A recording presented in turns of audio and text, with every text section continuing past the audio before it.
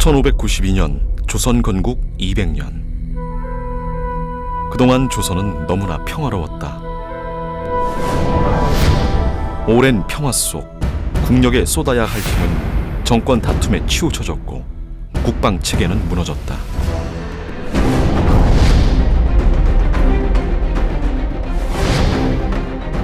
조총을 든 20만 왜군이 한반도를 휩쓴다. 보름 만에 한양이 함락되고 임금도 궁을 떠난다. 이때 예상치 못한 승전보가 들려온다. 임진왜란 최초의 의병 승리. 홍위 장군 곽재우.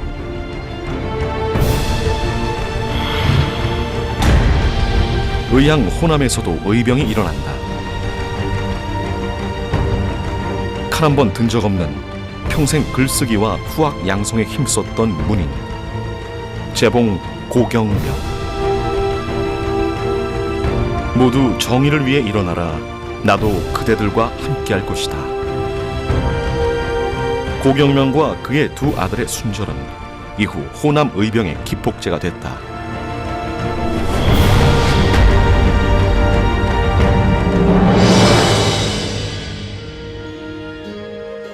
광주에는 500년 동안 명문으로 내려오는 가문이 있다.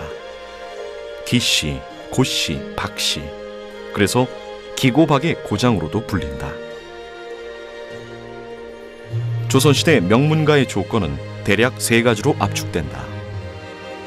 퇴계와 율곡 같은 뛰어난 대학자를 배출했거나 대과에 급제해 높은 벼슬이 많이 나온 집안, 그리고 나라가 위급할 때 목숨을 바친 가문이다.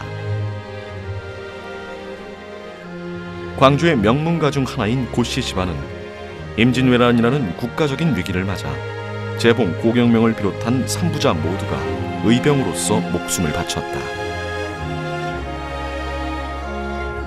금산 전투에서 마지막까지 싸우다 순절한 의병장 고경명. 그런데 그는 사실 무인이 아닌 문인 출신이었다. 응시한 과거 시험마다 최고의 성적으로 급제한 고경명은 주요 관직을 두루 거쳤고 특히 글솜씨가 뛰어나 명문장과 많은 시를 남겼다. 이 임금의 그 집무실 보면 그 침소 이런 데 보면은 고경명 선생의 시가 적힌 병풍까지 이렇게 걸어두고 이렇게 해서 당시 아주 대단한 촉망 받는 그런 신진 인사로 이렇게 두각을 나타냈었습니다. 관직에서 물러난 고경명은 고향에 내려와 글쓰기와 후학 양성에 힘쓰며 평화로운 노년을 보내고 있었다. 바로 그때 그의 운명을 바꾼 임진왜란이 발발한다. 1592년 일본은 20만 대군을 이끌고 조선을 침공한다. 이미 그 정치 대립이 서로 살육으로 나타나고 이렇게 하면서 나라가 아주 어수선했을 때 그런 어떤 국력이 이렇게 하나로 모아지지 못하는 그런 상황이었습니다. 그런데 이제 주말 1592년 4월 13일 날 일본이 어양 함대를 이끌고 부산에 상륙했지 않습니까? 그리고 뭐 파죽지세로 지금 요새 경부선 그 선을 따라서 파죽지세로 하여튼 도성으로 진격을 했단 말이죠. 그래서 선조가 4월 13일 날 도성을 빠져나가 정말 도망을 가는. 그리고 일본은 그리고 이제 한 사흘 뒤에 일본은 그냥 무혈입성을 하게 되는 그런 치욕을 당하는 그런 상황이었습니다. 그때 재봉 선생이 어쨌겠습니까?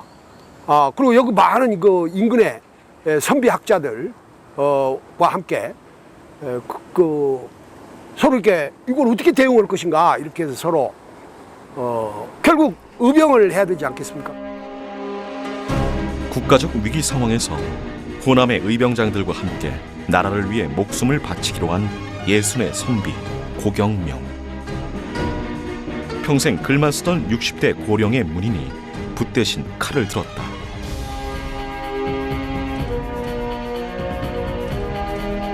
담양에 모인 호남의 의병들은 고경명을 대장으로 추대해 담양 회맹군을 결성하는데 그 병력이 임진왜란 최대의 규모인 6천여 명에 이르렀다.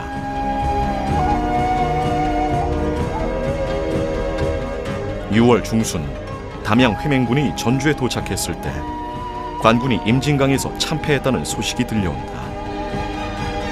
그러자 고경명은 의병들을 격려하기 위해 각 도의 수령과 군인, 백성들에게 경문을 보낸다. 이것이 바로 말 위에서 썼다고 알려진 마상경문이다. 이제 고경명 의병진은 이제 서울을 향하여 북상의 길을 이제 떠나게 됩니다. 도중에 그 관군이 그 임진강을 막지 못했다는 소식을 접하게 됩니다. 그때 이제 의병진들이 술렁대기 시작하죠. 바로 이때 고경명 선생이 마상경문을 이제 짓게 되는 거죠. 말 위에서 의병 보훈기를 독려하는 글을 지었다, 이런 뜻이죠.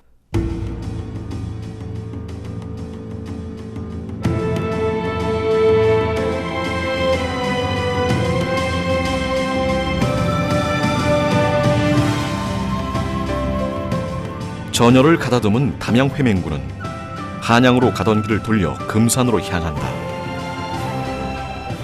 6월 11일 날 담양을 출발해서 전주를 거쳐서 지금 여산 있죠. 그게 이제 삼남의 요충지잖아요. 여산에서 집결을 하는데 그게 7월 2일이었습니다. 그때 소식이 들어왔어요. 우리가 바로 지금 북상을 해서 임금을 구하러 갈 것이냐? 아니다.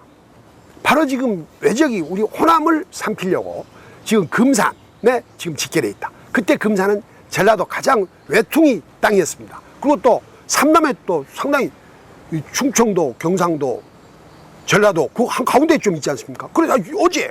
거기에 다 집결해 있다. 그럼 이거 어떻게 할 것이냐? 그러면 우리가 금산 본영을 공격을 해야 된다. 금산 본영을 막아야 된다. 이렇게 주장을 해요.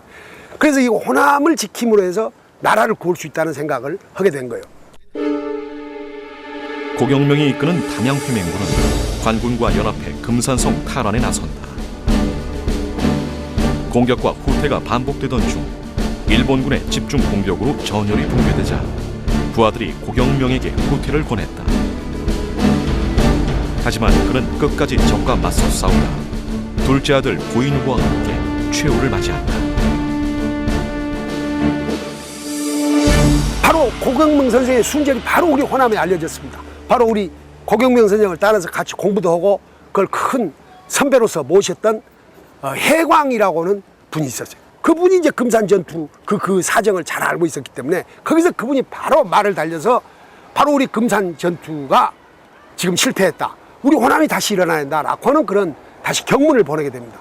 고경명 선생이 돌아가심으로 해서 호남은 다시 호남을 지키기 위해서 일어나지 않으면 안 되었고, 그리고 그 호남을 지키는 그 힘으로 다시 경상도에 가서 외적을 무찌르고 충청도로 진출을 하고 이렇게 해서 나중에 결과적으로 일본의 후방을 이렇게 어지럽히게 전선을 어지럽히고 나아가서는 저 한양 도성 수복 작전까지 하는 데 있어서 호남인들이 주력을 하게 됐기 때문에 고경명 선생의 순절이야말로 호남인의 권기를 촉구했고 그것이 호남을 지키고 나라를 구하게 되는 동력, 바탕이 됐다라고 말씀드립니다. 고경명이 순절한 금산 전투는 임난 초기 관군이 연패를 거듭하는 상황에서 주둔해 있는 왜군의 본진을 공격해 타격을 입힌 최대의 의병전이다. 또한 일본군의 전주 공격을 저지했다는 전략적 의미가 있다.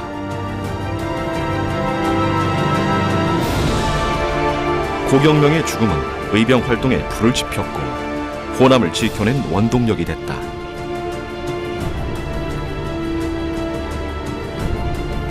의로서 나라를 구하고자 했던 애국정신의 표상 고경명. 그를 기리기 위해 세워진 사당 포충사에는 왜군에 맞서 싸우다 목숨을 잃은 고경명과 그의 두 아들 고종후, 고인후, 삼부자의 위패가 함께 모셔져 있다. 이들의 소중한 정신을 기리는 포충사는 장성 피람서원과 함께 호남에 남아있는 유일한 서원 중 한 곳이다.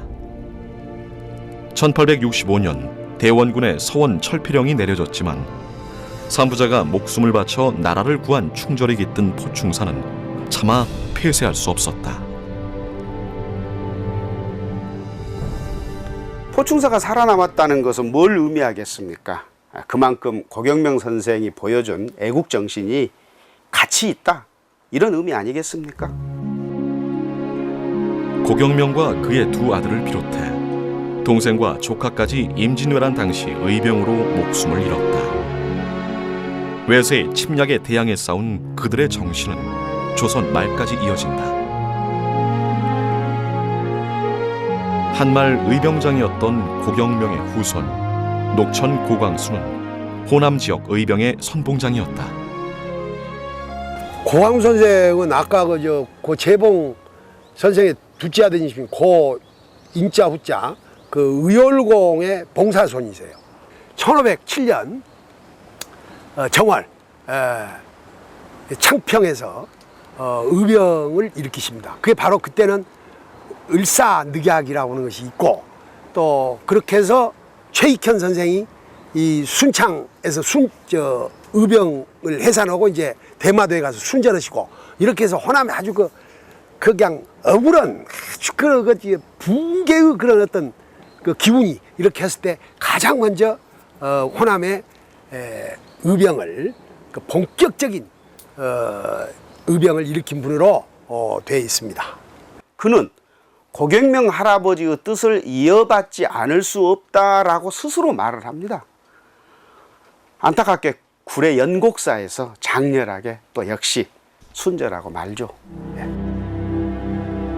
1895년 을미사변이 일어나자 각 읍에 경문을 띄우고 의병을 모집한 고광수는 지리산 피악고를 거점으로 항일 의병 활동을 펼치다 1907년 일제 대대적인 지리산 의병 토벌 작전으로 연곡사에서 전사한다.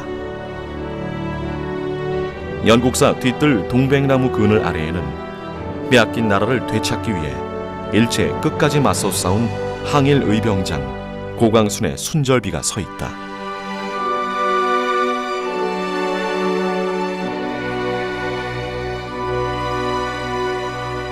그가 최후를 맞이한 그 순간, 그의 품에서 불원복이라는 글자가 새겨진 태극기가 발견됐다. 불원복이라고 해서 멀지 않아 다시 회복된다, 그런 뜻 아니에요? 그 원래 결국 멀지 않아 광복이 될 것이다, 그런 뜻인데, 그 국기가 뭡니까? 대한제국 국기 아니에요? 그 바로 대한제국을 다시 회복을 해야 된다, 이런 생각을 가지고 계신 거죠. 항일 의병장 녹천 고광순의 태극기에는 국권 회복의 간절한 소망이 담겨 있다.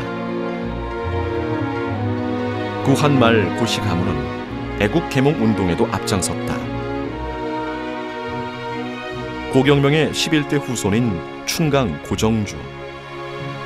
그는 을사늑약이 체결되자 벼슬을 버리고 낙향해 호남 최초의 근대 학교인 창흥의숙을 세웠다.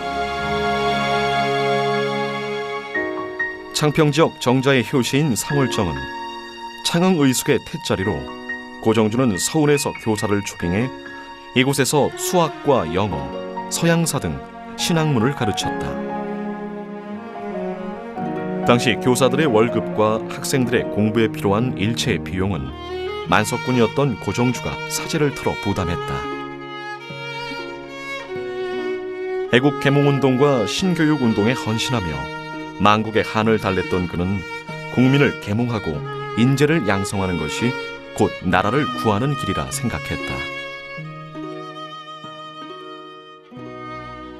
당시에 그 조선의 상황은 그 제국주의 국가들이 그 침탈하는 상황 속에서 한편에서는 그 계몽운동을 중심으로 위로부터의 개혁운동이 일어났었고요.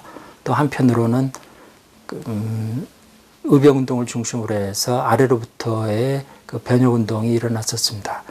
고정주 선생은 바로 이 두 운동 중에 이제 위로부터의 그 개혁운동을 그 영학숙과 창흥의숙을 통해서 구현하라고 했던 것이죠.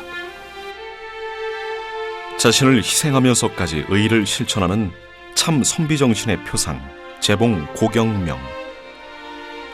그의 정신은 후대로까지 이어져 500년간 명문가의 맥을 이어왔다. 아는 것을 실천하고 행동하는 지식인상을 보여준 고경명 일가의 설싱성의는 오늘날까지 우리에게 깊은 감동을 주고 있다. 고씨가의 그 이 일련의 이 나라를 위한 이 충정은 요즘 말로 표현하자면 노블레스 오블리주 실천이다, 이렇게 볼 수 있죠. 지배층인 양반으로서 또는 국록을 먹은 관료로서 사회 혜택을 받아온 사람 아니겠습니까? 그런 사람으로서 국가와 민족이 위기에 처하자 지키기 위해 스스로 일어선 것 아니겠습니까? 그 매천황현, 관양 사람이죠. 매천황현이 이런 말을 했어요. 나라가 망했는데도 국가의 녹을 먹어온 사람들이 그대로 있는 것을 통탄해하며 스스로 자결의 길을 걸게 됩니다. 마찬가지죠. 사실은 조선시대 양반 가문으로 이를테면 상당히 요 광주 요 일대에서는 저명성씨로 기고박을 든단 말이죠. 기씨, 박씨, 고씨 이렇게 드는데 그 집안이란 말이죠. 그런데 이분들은 절대 당대에 자기 집안 자랑을 안 했습니다. 어떻게 하면 마을이 더 평온할까? 어떻게 하면 우리 후진들이 제대로 공부하고 제대로 잘 인간적으로 도덕적으로 바르게 쓸까? 이런 걸 걱정을 많이 하신 분이에요. 사실 이분들이 요구했던 것은 국가의 안녕이고 백성의 안락이고 또 이 세상의 평온이었단 말이죠. 따라서 이분들이 그런 실천을 했던 것을 우리가 그 의미를 더불어 사는 삶, 또 함께하는 세상, 이런 것에서 나는 이분들에서 진정한 어떤 교훈을 찾고 싶습니다. 남광주역 사거리에서 광주역에 이르는 길. 이 길은 재봉 고경명을 기리기 위해 그의 호를 붙여 재봉로라 불린다. 이곳을 지나는 우리는 그에 대해 얼마나 알고 있을까? 붓 대신 칼을 들고 목숨을 바쳐 나라를 구하고자 했던 예순의 선비 고경명. 그가 보여준 충절은 오늘날 의향 광주를 잇게 한 남도 정신의 뿌리이자 우리가 소중히 지켜나가야 할 남도의 보물이다.